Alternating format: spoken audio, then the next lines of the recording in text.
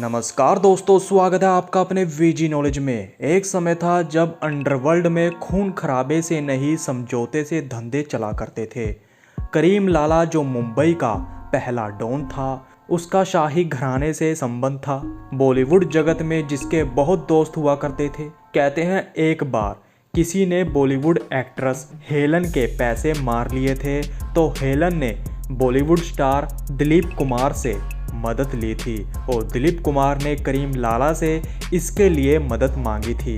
दिलीप कुमार ने बकायदा इसके लिए करीम लाला को एक खत लिखा था। पहले के दौर में 3 डॉन हुआ करते थे, जिनका नाम था करीम लाला, हाजी मस्तान और वृद्धा राजन। तीनों ने अपने अपने एरिया बांट रखे थे। तीनों बिना खून खराबे किए अपना अपना धंधा किया करते थे। 80 के दशक में तभी दाऊद के बड़े भाई साबिर कासकर की अंडरवर्ल्ड में एंट्री होती है। वहीं करीम लाला की उस दौर में पठान गैंग बेहद ही मशहूर हुआ करती थी। करीम लाला की वजह से ही मुंबई में पठान गैंग का ही दबदबा हुआ करता था। साबिर कासकर की जब अंडरवर्ल्ड में एंट्री हुई, तब से मुंबई में पठान गैंग और दाऊद भाइयों में झगड़े होने शुरू हो गए थे। कहते हैं जब करीम लाला दाऊद गैंग से तंग आ गया था, तो एक दिन दाऊद को करीम लाला ने उठवा लिया और दाऊद को बहुत मारा पीटा गया था, लेकिन किसी तरह दाऊद बच बचा कर भाग निकलता है। इस इंसिडेंट के बाद दुश्मनी और ज़्यादा गर्मा गई थी। पठान गैंग की आंखों में दाऊद खटकने लगा था। बताया जाता है एक समय था पठान गैंग और दाऊद गैंग की दुश्मनी खत्म करने के लिए हाजी मस्तान ने करीम लाला के साथ मिलकर मीटिंग भी की थी। इस मीटिंग में दाऊद और उसके भाई भी शामिल थे। दोनों गैंग के बीच समझौता हो गया था, लेकिन कहीं ना कहीं इस समझौते से पठान गैंग नाखुश थी। पठान गैंग को यह लगने लगा था कि दाऊद का मुंबई में दबदबा बढ़ता जा रहा है, तो पठान गैंग दाऊद और उसके भाइयों को दबा कर रखना चाहती थी। यही वो दौर था जब मन्या सुर्वे की एंट्री होती है। मन्या सुर्वे का पूरा नाम मनोहर अर्जुन सुर्वे था। उसका जन्म महाराष्ट्र के रत्नागिरी में हुआ था। वो मुंबई में अपने ताया ताई के पास रहकर पढ़ाई लिखाई करता था। उसने मुंबई के कीर्ति कॉलेज में बीए की। वो 76% लेकर पास हुआ। वहीं मनोहर सुर्वे का एक सौतेला भाई भी था। उसका क्राइम की दुनिया में नाम था। मनोहर सुर्वे अपने भाई के बेहद करीब था। मनोहर सुर्वे ने कॉलेज में बदमाशी भी की। इसी दौरान उसने अपनी गैंग में कई लड़कों को जोड़ा। एक दिन उसने और उसके भाई ने मिलकर किसी व्यक्ति को इतना मारा कि उसकी जान चली जाती है। इसमें दोनों भाई की गिरफ्तारी हुई, जिसके बाद कोर्ट ने उनको 14 साल की सजा सुनाई। दोनों को पुणे की यरवदा जेल में भेज दिया गया। उस जेल में एक गैंग और थी। उस गैंग के साथ मनोहर सुर्वे का झगड़ा हो जाता है। झगड़े से तंग आकर जेलर ने उसको रत्नागिरी जेल में भेज दिया। करीब 8 से 9 साल बीत चुके थे। मनोहर सुर्वे एक दिन मौका देख जेल से फरार हो जाता है। जेल से भागने के बाद उसने मुंबई में कदम रखा। अब मनोहर ने सोच लिया था कि वो अपनी खुद की गैंग खड़ी करेगा, लेकिन पहले उसको किसी दूसरी गैंग की शरण लेनी थी। उसने दाऊद की गैंग में शामिल होने का भी सोचा, लेकिन वहां उसको जगह नहीं मिली। दूसरी तरफ पठान गैंग में ज़्यादातर पठान थे, तो वहां भी उसको शामिल नहीं किया गया। मनोहर सुर्वे ने छोटी मोटी घटना को अंजाम देना शुरू कर दिया। लोगों से लड़ाई करनी, बैंक लूटना, गाड़ियों की चोरी, ऐसे कई कामों को उसने करना शुरू कर दिया। थोड़े दिन बाद उसने अपने दुश्मनों को भी निपटाना शुरू कर दिया था। मुंबई में अब लोगों को पता चल गया था कि एक नया लड़का क्राइम में उतरा है। यहाँ से ही उसका नाम मन्या पड़ा। उसके दोस्त उसको मन्या कहकर बुलाने लगे। पठान गैंग को मन्या की खबरें पहुँचती रहती थी। उसके कारनामे केवल आम लोगों में ही नहीं, बल्कि अन्य गैंग में भी बहुत मशहूर होने लगे थे। पठान गैंग को पता चल गया कि अंडरवर्ल्ड में एक नए लड़के ने कदम रखा है, जो कि डेयरिंग किस्म का व्यक्ति है। पठान गैंग के लोगों ने मन्या से मिलने का सोचा। उन्होंने उससे मुलाकात की। एक तरह से अब मन्या पठान गैंग का सदस्य बन गया था। पठान गैंग जिन्होंने दाऊद और उसके भाइयों से हाजी मस्तान के कहने पर समझौता कर लिया था, वो इस समझौते से खुश नहीं थे। वो दाऊद और उसके भाइयों को सबक सिखाना चाहते थे। पठान गैंग ने मन्या से मिलकर साबिर को ठिकाने लगाने की बात की। वहीं मन्या को भी मौका चाहिए था, जिससे मुंबई में उसका और ज़्यादा नाम हो सके। मन्या फौरन साबिर को मारने के लिए तैयार हो गया। बताया जाता है इसमें पठान गैंग के व्यक्ति आलमजेब, अमीरजादा और मन्ना के साथ साथ उसके कई और आदमी भी शामिल थे।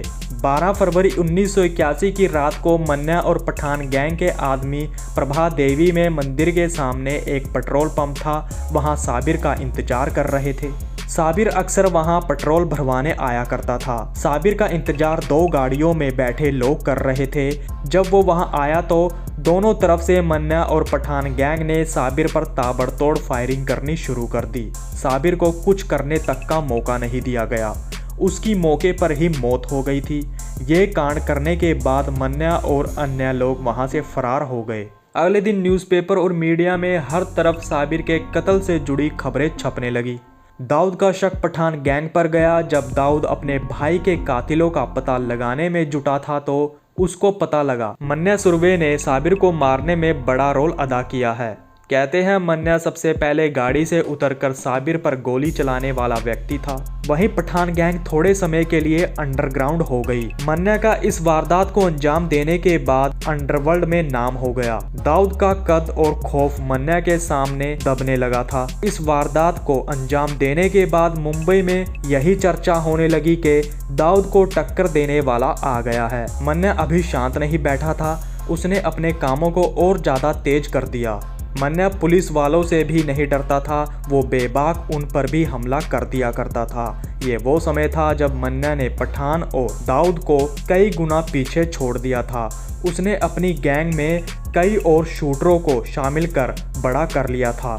कहीं ना कहीं पठानों और दाऊद को भी यही लगने लगा था कि मन्ना ने उनके धंधों को एक तरह से ठप कर दिया है। पुलिस पठानों और दाऊद के झगड़ों को संभाल नहीं पा रही थी। वहीं अब मन्ना के आने से पुलिस पर उंगलियां उठने लगी। जब पुलिस पर सवाल उठने लगे तो पुलिस ने गैंग से निपटने के लिए बड़ा फैसला लिया। पहले बकायदा इन सभी गैंग को पुलिस ने मैसेज भिजवाया। साबिर की हत्या के बाद सभी गैंग ने अपनी गतिविधियों को कहीं ना कहीं थोड़ा कम कर दिया था। दाऊद मौके पर चौका मारना चाहता था। दाऊद के बारे में कहा जाता है वो हमेशा ठंडे दिमाग से काम लेता है, चाहे सिचुएशन कितनी भी बड़ी हो। यही कारण था दाऊद की प्लानिंग ज्यादातर कामयाब होती थी। जब दुश्मन सोचना बंद करते थे वहां से दाऊद सोचना शुरू करता था। पुलिस ने जब मन्ना के कारनामों को बढ़ते देखा तो उन्होंने सबसे पहले मन्ना को ठिकाने लगाने का सोचा। इसके लिए पुलिस की एक स्पेशल टीम बनाई गई। इस टीम को लीड कर रहे थे क्राइम ब्रांच के ऑफिसर इसाक बागवान।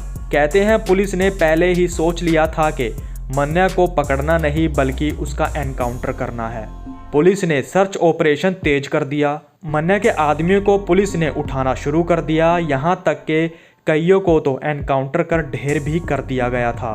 मन्ना सुरवे अभी भी पुलिस के हाथ नहीं लग रहा था। जैसे जैसे मन्ना के आदमी पकड़े जाते वो अपना ठिकाना बदलता रहता। अगर पुलिस द्वारा उस पर फायरिंग की जाती तो वो भी पुलिस पर हमला करने से पीछे नहीं हटता था। एक बार वो मुंबई छोड़कर भी चला गया था। उसको पता था पुलिस उसको कभी भी मार सकती है, लेकिन फिर भी वो मुंबई आ जाता है। यहाँ दाऊद के भाई को मरे पूरा 1 साल हो चुका था। दाऊद को पता था पठान गैंग ने मन्ना से उसके भाई को मरवाया है। सबका ठिकाना दाऊद को पता चल रहा था, लेकिन मन्ना का उसको कुछ पता नहीं लग रहा था। दाऊद का मानना था कि अगर वो अपने दुश्मन को नहीं मारेगा तो अगली बार कोई नया दुश्मन आएगा और वो भी उस पर हमला कर सकता है। वो अपने दुश्मनों के अंदर डर पैदा करने के लिए उनको मारता था ताकि कोई उस पर हाथ डालने से पहले 100 बार सोचे। दाऊद के बारे में ये भी कहा जाता है कि उसके मुंबई पुलिस के साथ अच्छे ताल्लुकात थे। वो कुछ पुलिस वालों को पैसे भी दिया करता था ताकि उसके धंधों में पुलिस दखल ना दे। जब दाऊद नया नया अंडरवर्ल्ड में उतरा था तो पुलिस ने दाऊद का इस्तेमाल किया था बदमाशों को पकड़ने और एनकाउंटर करने में। एक समय था दाऊद ने पुलिस वालों के साथ काम करना शुरू कर दिया था, लेकिन दाऊद ने वो समय भी लाकर खड़ा कर दिया जब कई पुलिस वाले उसके लिए काम करने लगे थे। दाऊद को पुलिस का पठान गैंग को खत्म करने का पूरा साथ मिल रखा था। पठान गैंग का धंधा धीरे धीरे कम होने लगा था। वहीं साबिर की हत्या के बाद आलमजेब और अमीरजादा भी अंडरग्राउंड हो रखे थे। दाऊद को पहले मन्ना सुरवे चाहिए था। इस काम में पुलिस भी लगी हुई थी। 11 जनवरी 1982 को दाऊद के किसी खबरी ने बॉम्बे पुलिस की स्पेशल टीम को खबर पहुंचाई कि आज मन्या सुर्वे एक टैक्सी में दोपहर 1:30 बजे के आसपास वडाला एरिया के अंबेडकर कॉलेज जंक्शन के पास आएगा। वहां मन्या एक ब्यूटी पार्लर पे अपनी गर्लफ्रेंड से मिलने आने वाला था। ब्यूटी पार्लर से उसको अपनी गर्लफ्रेंड को पिक करके कहीं जाना था। कहा तो ये भी जाता है कि उसकी गर्लफ्रेंड के बताने पर यह इंफॉर्मेशन लीक हुई थी। अब इसमें कितनी सच्चाई है कुछ कहा नहीं जा सकता, क्योंकि पुलिस की माने तो कहते हैं पुलिस को पता था मन्या की एक गर्लफ्रेंड थी। पुलिस उस गर्लफ्रेंड की तलाश में थी, लेकिन तब तक मन्या की गर्लफ्रेंड पुलिस के हाथ नहीं लगी थी। मन्या की खबर मिलते ही 3 क्राइम ब्रांच की टीम, जिसमें 18 ऑफिसर्स थे, सभी हथियारों से लैस होकर अंबेडकर कॉलेज जंक्शन के चारों तरफ तैनात हो गए थे। अब उनको इंतजार था मन्या के आने का। जब करीब 1:30 बजते हैं वहां एक टैक्सी आती है। मन्या पहले चारों तरफ देखता है,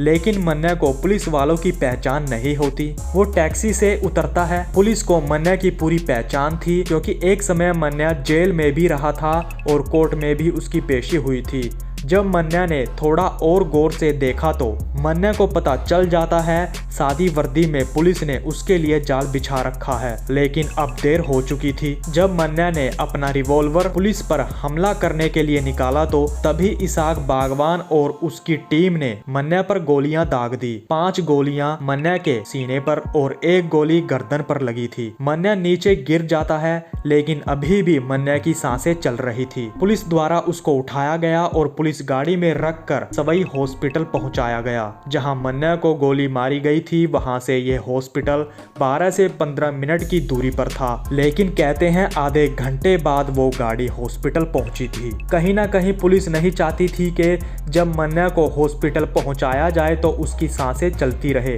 क्योंकि उसका इलाज होता तो शायद वो बच जाता, लेकिन पुलिस ये नहीं चाहती थी। ये बॉम्बे में पहला एनकाउंटर था। इस तरह मनोहर अर्जुन सुर्वे का अंत हुआ। दोस्तों, आपका बहुत बहुत धन्यवाद करना चाहेंगे कि आपने हमारे चैनल को इतना प्यार दिया। ऐसे ही प्यार बरकरार रखना, हम आपके लिए वीडियो लाते रहेंगे। अब तक के लिए इतना ही, तो नमस्कार दोस्तों।